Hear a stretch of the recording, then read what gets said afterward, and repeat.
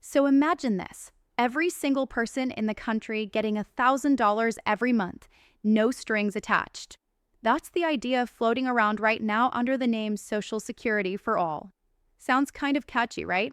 But here's the thing, I like the concept in some ways, but the name? Not so much. And I'll explain why in a second. While I go through this, let me know in the comments. Do you actually like the name Social Security for all? Not the idea itself, just the name. A simple yes or no will do.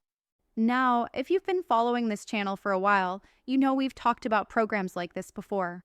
They're often called Guaranteed Basic Income, or GBI for short. These started popping up back in 2019. Stockton, California was the first, and then they really gained momentum in 2020 and 2021. The idea is simple.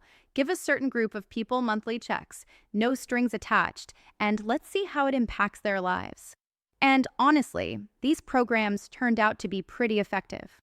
Then there's the bigger, bolder cousin of GBI, Universal Basic Income, or UBI. That's where everyone, and I mean everyone, gets a check. Whether you're making nothing at all, 70 grand a year, or even 20 million, you still get the same payment. That's where it gets tricky. I mean, does a millionaire really need an extra $1,000 a month? Probably not. And here's a fun fact. Back in late 2024, Oregon actually voted on a UBI-style program for their whole state. It didn't pass, but if it had, it would have been the first in the country. So what's going on with this whole Social Security for all thing?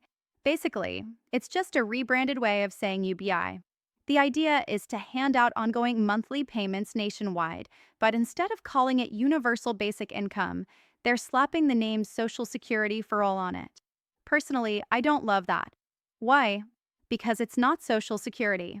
Real Social Security is something seniors and people with disabilities have worked and paid into their entire lives. They've earned those benefits.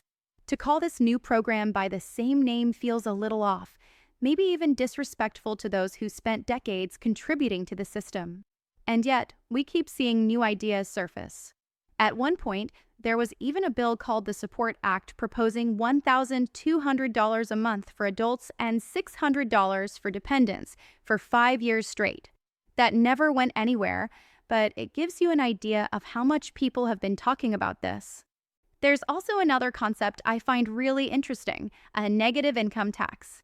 Instead of giving everyone money, it would work like this. Say the median household income is about $75,000. If you make more than that, you pay taxes like normal.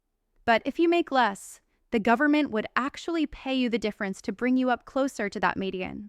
For example, if you earn $63,000, you'd get about $12,000 spread out over the year, basically $1,000 a month. Someone making only 10 grand a year would get way more, around $5,000 a month. It's fascinating to think about, though probably not something we'll see anytime soon. But circling back, this Social Security for all label is pretty misleading. Everyone knows Social Security as the program that helps retirees and people with disabilities. So when you rebrand a universal income program under that same name, it confuses things and, honestly, it feels unfair to those who worked their whole lives paying into the real Social Security system. That being said, I don't think it's too far off before we see some sort of nationwide guaranteed income program, especially with AI reshaping jobs and the economy. It just seems like the natural direction we're headed. So yeah, that's the scoop. I wanted to share this with you because it's definitely something worth paying attention to. Again, drop your thoughts in the comments. Do you like the name Social Security for all? Or do you feel it's misleading, maybe even disrespectful, to the people who actually rely on Social Security today? And hey, if you're on Medicare, don't forget there are trusted advisors out there who can help you navigate all the options, supplement plans, Part D, Medicare Advantage, all that complicated stuff.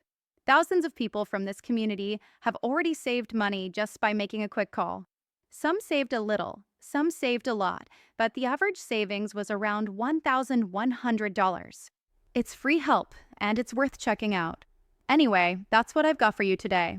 If you're new here, make sure to hit that subscribe button, it's free, and I've got nearly 6,000 other videos in the library you can check out. Share this with someone who might find it interesting, and I'll see you again soon.